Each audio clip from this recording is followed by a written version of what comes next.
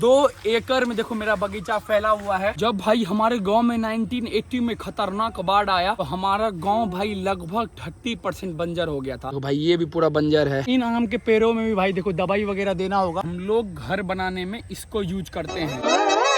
Hey guys, welcome to my blog. अभी भाई देखो शाम के बज रहे हैं पूरे 5:30। तो आज आपको मैं ले चलता हूँ भाई अपने बगीचे, जहाँ पे पिछले साल मैं और अंकल मिल के भाई 60 से 70 आम के पेड़ लगाए हैं। फिलहाल भाई अभी बुलेट निकाल चुका है। यहाँ से लगभग भाई 1 किलोमीटर दूर है बगीचा। लगभग 200-300 मीटर जाना होगा अंदर, फिर आएगा भाई अपना बगीचा। फिलहाल अभी अपने बगीचे में आ चुका हूँ। मेरा बगीचा भाई यहाँ से स्टार्ट होता है। पूरे 2 एकड़ में देखो मेरा बगीचा फैला हुआ है। यहाँ पे भाई थोड़ा हमें संभल के चलना होगा, क्योंकि अभी गर्मियों का टाइम है, बारिश का टाइम है। सांप वगैरह का खतरा, देखो नीचे जंगल वगैरह भी है, सांप वगैरह ना मिले, इसीलिए हमें थोड़ा संभल के यहाँ चलना होगा। तो पिछले साल देखो भाई ये इस तरह के आम के पेड़ पूरे बगीचे में हम और अंकल लगभग 60 से 70 इस तरह के आम के पेड़ लगाए हैं। पहला वहाँ, दूसरा यहाँ, तीसरा यहाँ, 10वां ये रहा, 15वां, 20वां, 25वां, 30वां, 40वां, 45वां, टोटल सोचो 60 से 70 आम के पेड़ हैं। पूरे खेतों में हम लोगों ने इस तरह से देखो इंसेक्ट कैचर, कीड़े मकोड़ों को पकड़ सके, हम लोगों ने ये भी लगा रखा है। देखो हमारा जो भाई 2 एकड़ खेत है, जिसको अभी हम लोगों ने बगीचा में कन्वर्ट कर दिया। देखो ये पूरा 2 एकड़ दिखाओ पहले, वहाँ तक जो वो जो घर दिख रहा है वहाँ तक, फिर ये जो सामने पेड़ दिख रहा है यहाँ तक, इधर इधर पूरा पीछे भाई टोटल है 2 एकड़ लैंड। भाई मेरे दादाजी बता रहे हैं, बात है 1980 की, जब भाई हमारे गाँव में 1980 में खतरनाक बाढ़ आया तो हमारा गाँव भाई लगभग 30% बंजर हो गया था। भाई गाँव में घरे भी लगभग आधी से ज्यादा भाई घरे भी टूट चुकी थी। मतलब बहुत तहस नहस हुआ था हमारे गांव में। यहाँ से भाई ठीक 200 मीटर आगे है नहर। तभी उस टाइम में नहर नहीं हुआ करता था। अभी अगर बाढ़ आ जाए तो नहर लगभग 70 से 80% बाढ़ का पानी अपने अंदर मतलब समा सकता है। बाढ़ का पानी गांव वगैरह में नहीं आ सकता है। लेकिन उस टाइम में भाई नहर नहीं था, तो जो बाढ़ आया था 1980 में, सारा पानी गाँव में आ गया और पानी के साथ आ गया भाई रेत। तो भाई ये भी पूरा बंजर है, मिट्टी है भाई। भाई बंजर जमीन में ये कैक्टस वगैरह उगता है। दादाजी बताए भाई उस टाइम में दादाजी लोगों को लगभग 10 साल तक खाने का भाई सोचो एक तरह से भूखमरी टाइप में हो चुका था। ये क्या है भाई, हम लोगों के इधर एक छोटा सा घर बनता है, जिसमें या तो लोग रहते हैं या जानवरों को रखते हैं। ये जब सूख जाता है तो झाड़ू टाइप में बनता है। हम लोग घर बनाने में इसको यूज करते हैं। फेंसिंग भी लगा रखा है कि कोई भाई बकरी वकरी इधर ना आए, कोई गाय बैल वगैरह इधर ना आए, क्योंकि भाई एक तो जमीन पहले से बंजर है। मतलब गवर्नमेंट से भी भाई हम लोग कुछ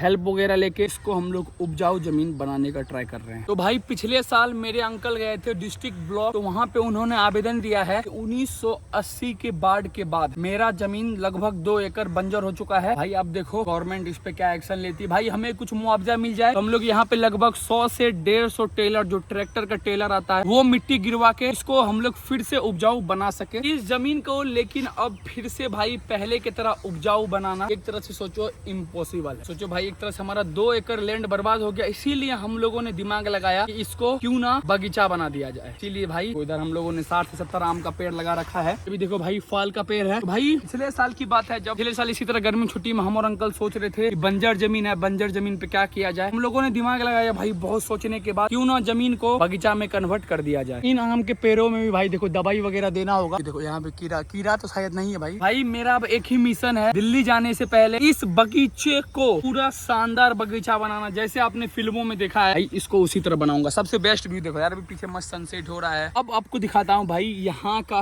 पहला आम का पेड़, जो अंकल लगाए थे लगभग आज से 8 साल पहले। आराम, वो जो लास्ट में दिख रहा है भाई, वो है इस बगीचे का पहला आम का पेड़।